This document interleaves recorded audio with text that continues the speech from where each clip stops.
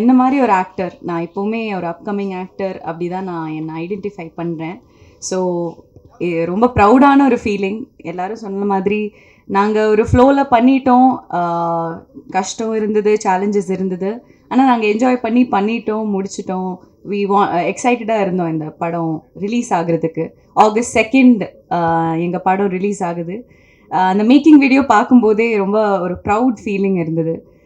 சில டைம் யோசிப்போம், இந்த ப்ரொஃபஷன் இல்லை அந்த ஒரு என்ன சொல்கிறது, அந்த ஹசில், அந்த டெய்லி அந்த ஒரு இதில் போகும்போது நம்ம சில டைம் மறப்போம். ஆனால் இப்படி இருக்கிற மூமெண்ட்ஸில் தான் நம்ம அது நமக்கே ஒரு reminder that why we are doing what we are doing.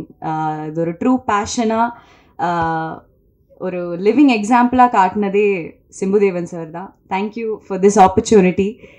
இங்கே இருக்கிற எனக்கு தெரிஞ்சு எல்லாருமே அவர் கூட ஒர்க் பண்ணியிருக்காரு இல்லை, ஆனால் என்னை செலக்ட் பண்ணுறதுக்கு நான் ரொம்ப ஆனர்டாக இருக்கேன். இந்த ஒரு லக்ஷ்மின்னு சொல்லிட்டு ஒரு சமத்தான ஒரு க்யூட்டான ஒரு கேரக்டர் என்கிட்ட கொடுத்தாரு.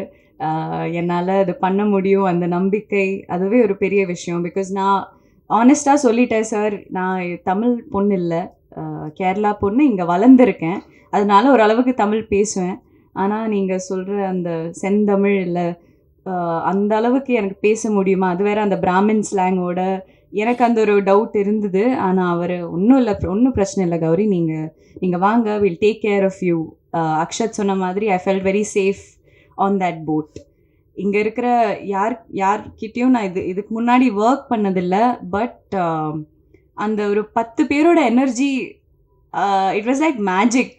அது எப்படி நாங்கள் ஒரு யுனைட்டடாக இருந்தோம் த்ரூ அவுட். இப்போது மது அக்காலாம் என் சொந்த அக்கா மாதிரியே I think I got a sister for life. சத்தியமாக சொல்கிறேன். அவங்க 1.5 வயசு குழந்தை கூட வந்தாங்க ஷூட்டுக்கு.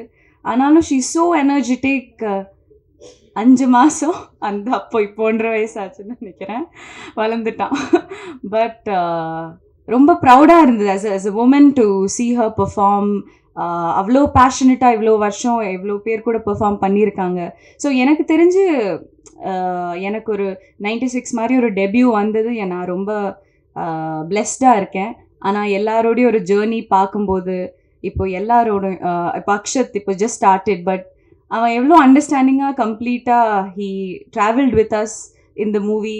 சில டைம் நான் யோசிப்பேன், குழந்தைங்கன்னா ரொம்ப கிராங்கியாக இருப்பாங்க, சும்மா டேண்ட்ரம்ஸ்லாம் த்ரோ பண்ணுவாங்க, ஆனால் இவன் ரொம்ப அண்டர்ஸ்டாண்டிங்காக எங்களுக்கே இவனை மாதிரி ஆகணும்னு நினச்சோம். நான் நடிச்சிட்டு இருக்கானு நாங்கள்லாம் அப்பப்போ கம்ப்ளைண்ட் பண்ணும்போது இவன் ஜாலியாக